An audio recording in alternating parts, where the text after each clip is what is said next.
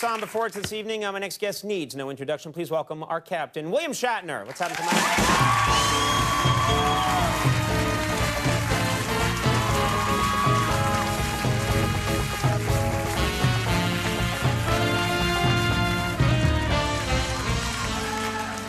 Okay, feel you. a little better than with my little smock on there. You came wearing that. That's the Smockers. scary thing. The only guy that wears a year With a 2000 name like that, bib. it's got to be funny. So much to talk about, sir. First of all, your autobiography out right now, and it's coming out tomorrow. Tomorrow's the date it comes out. I came to you to announce that. Yeah, well, and to see me as well. This is exciting stuff. Not just to promote, but to spend time with me. Right. Up till now, it's called. You tell a lot of amazing stories in this great picture on the front. That's what you look like coming out for the year 2000. What's happened? I was wondering. You tell some great stories in here. Great stories, and it's getting great reviews. And it's funny, and it's meaningful, and it's something I think you'd like to read. You tell a story in here that, that I believe is one of your classics. You told it on this show, I think 15 years ago. Yeah. I just want to, and it's in the book. It's a prominent part of the book. A lot of people are talking about it. It's the story about Coco the gorilla. Would you tell us that story right now? I'd been asked by an environmental group to try and promote saving various animals, and they thought by getting publicity, my getting them publicity, they'd be able to do better with something about $1 everybody gives to help the animals. And they thought maybe if I went up to north of San Francisco to a park there where they had Coco the gorilla, teaching Coco the gorilla 600 words. She knew sign language. She put together, they told me, water and bird, and she called it, when she saw the duck land, water, bird. Yeah. Synthesizing. Coco was actually communicating with humans. It was fantastic. She was the link between the animal world and the human world, and full of human emotions and the look in her eyes, the pictures I saw. And I went up there and I got to the cage, and they had her in a large room, but surrounded by iron bars, because she was very, very, very, very, very, very powerful. As gorillas can be, yes. Gorillas are enormously powerful. Yeah. That's very strange what you're doing, but go ahead, yeah. It's like an echo of power. Yes. And so I walked into the room, you know, and they wanted me to be alone because they wanted to take pictures, so I'm alone. And the gorilla's sitting like this, looking at me. It's intimidating. So I'm an actor. I can do the English form of acting, which is do it and then feel it. Or, alternatively, the American is feel it and then do it. Okay. And I thought, I'm scared. Actually, I'm frightened to death. And the only way, and I know that animals sense those things, so the only way I could do something was to appear unafraid. And the only way I could do that was to act it. And the only way I was going to act that was by saying, I love you. If I said I love you enough, I would feel I love you. Coco, who's sitting like this. So I went towards Coco. Did you go in the cage? I'm in the cage, Okay. like as far as I am from you. And I went, I got towards Coco. And I said, I love you, Coco. I love you. She looked at me with those big brown eyes, not unlike yours, which are red. And I'm not a ferret.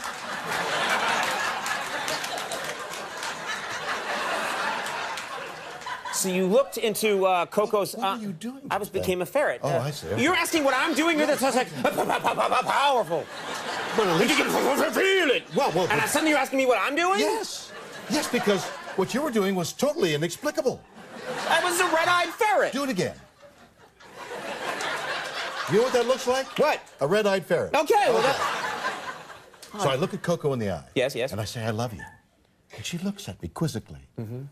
And I go closer and I say, I love you, Coco. I love you, Coco. I love you. And she reaches out and grabs me by the balls. Yes, remember that part, yes. Grabbed you and refused to let go. They have giant hands.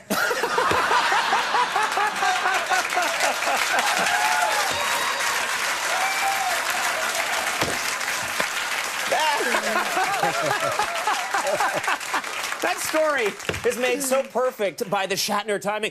They have giant hands. Well, I never thought of that line until now. So I should incorporate that. Yes, right. yes. Which then ends, the addendum to that line is, which encompassed everything. Right, right. She has giant hands, yes. which was able to handle everything. Yes, yes. We all got that, I think. Well, there was no reaction, so I thought I better rewrite that line immediately. Let me ask you about something. Please. You did a Comedy Central roast a little while ago, and a lot of people do these Comedy Central roasts, and they can be kind of vicious. Here's the surprising thing. Yes. George Takei, Mr. Sulu, took part. There he is. Sweet man. That picture just makes me laugh. George Takei really let you have it. He really went after you in a way that seemed like there was real animus. Well, preface that by understanding that 6 years after the show was over, I wanted to do a book called Star Trek Memories. And the only problem was I couldn't remember anything that happened on Star Trek. Right. So I canvassed everybody. I could find by saying, what do you remember? Oh, right, I remember that. Yes, and I'd write it down and say, right.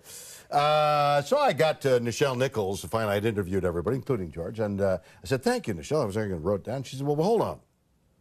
Don't you want to ask me how much I despise you? I went, what? When did you? I thought we were... She said, no, we all despise you. When did that happen? So it turned out that George Takei doesn't like me. And what does this come... you don't even know...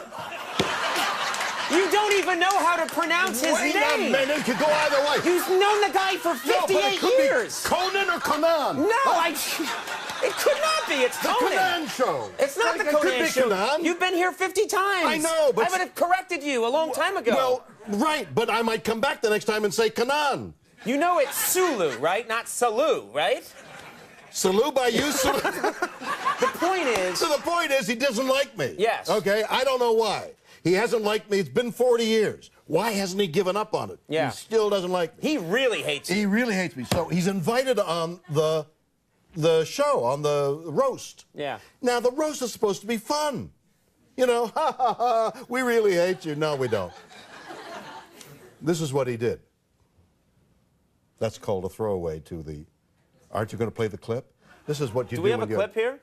We don't have a clip. You don't have a clip. Clip.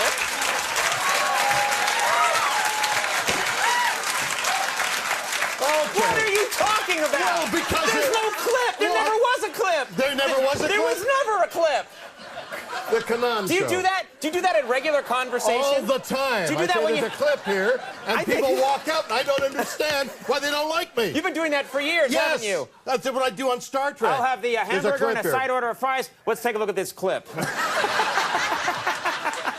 So they thought it would be funny if I rode in on a horse to open the show. So I rode in on a horse. Yeah. That leads you to the inevitable line, right? Right. Okay, so he was given the inevitable line.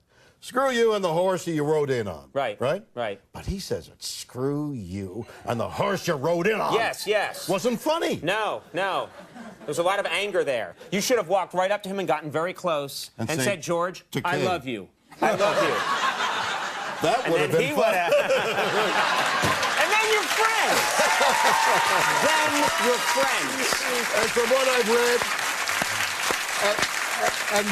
And from what I've read, he would like to have done that. All right, for God's sake.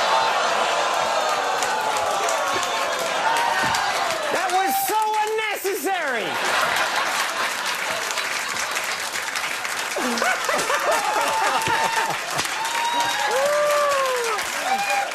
Wait a minute, before you play it out, look, I'm here for the... I'm going to do it. Show the clip. Give me a chance. Show the clip. Give me a chance. That's my book. All right, settle down. I was going to do that right now. Settle down. You're in a frenzy. I'm Conan O'Brien. I know how to do this. The hell? Show the clip. Boston Legal airs Wednesdays. There is no clip. Boston Legal airs Wednesdays at 10 on ABC. The season finale airs next week, and there's no freaking clip of that. Don't worry, it's fake. And up until now, we'll be in stores. When is it in stores? Tomorrow. I'm scared for my life, William Shatner, everybody.